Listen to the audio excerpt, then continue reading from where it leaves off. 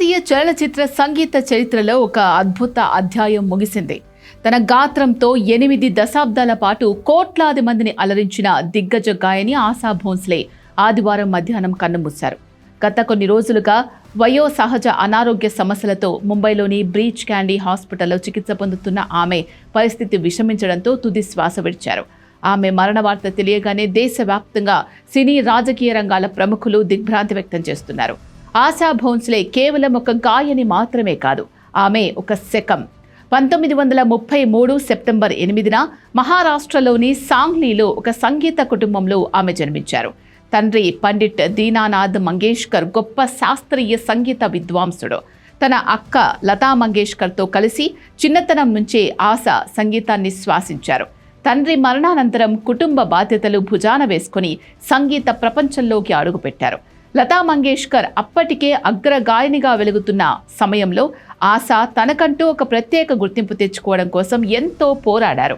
మొదట్లో కేవలం cabaret songs, vamp పాత్రలకే ఆమె గాత్రాన్ని పరిమితం చేసేవారు.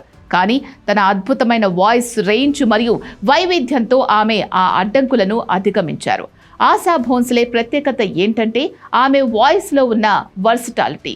క్లాసికల్ రాగాలైనా, ఉర్దూ గజల్స్ అయినా, వెస్ట్రన్ బీట్స్ ఉన్న పాప్ పాటలైనా ఆమె అలవోకగా పాడేవారు. ఓపి నయ్యర్, ఆర్డి బర్మన్ వంటి దిగ్గజ సంగీత దర్శకులతో ఆమె చేసిన ప్రయోగాలు భారతీయ సంగీత గమనాన్నే మార్చేశాయి. ఉమ్రావ్ జాన్ చిత్రంలో ఆమె పాడిన గజల్స్ ఇప్పటికీ సంగీత ప్రియుల హృదయాలను హత్తుకుంటాయి.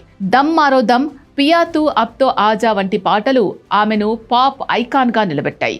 ఆశా భోంస్లే హిందీలోనే కాకుండా తెలుగు, తమిళం, కన్నడ వంటి పలు దక్షిణాది భాషల్లోనూ తన ముద్ర వేశారు.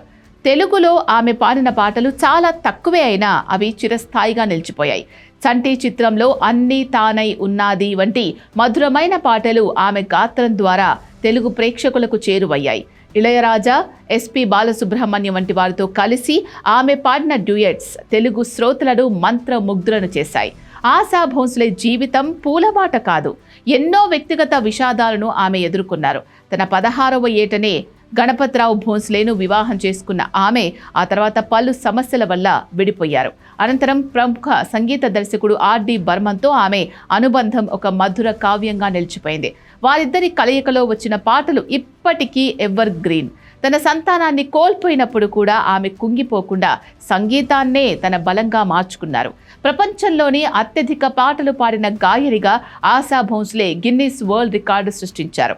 ఆమె పాడిన పాటల సంఖ్య 12,000కు పైమాటే. దాదాసాహెబ్ ఫాల్కే అవార్డుతో భారత ప్రభుత్వం ఆమెను చిత్ర పరిశ్రమలో అత్యున్నత పురస్కారంతో గౌరవించింది. కళారంగంలో ఆమె చేసిన సేవలకు గాను 2008లో పద్మ విభూషణ్ గౌరవం దక్కింది.